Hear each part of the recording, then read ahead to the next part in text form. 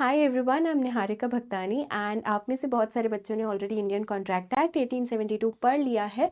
But yes, हमारे exam में कभी कभी थोड़े से हटके क्वेश्चंस आ जाते हैं और उनमें से ये एक क्वेश्चन है।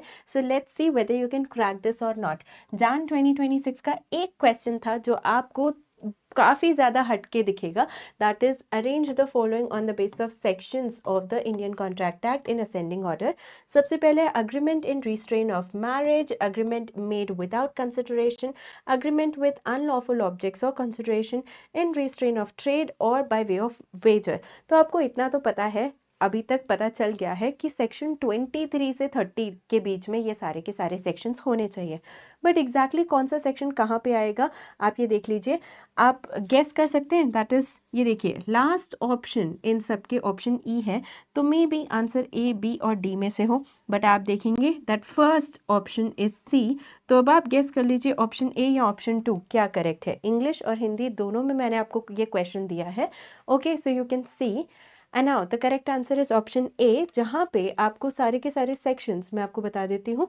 That is agreement with unlawful object or consideration comes under section 23, okay, which is governed under section 23. And then next one is section 25, agreement made without consideration.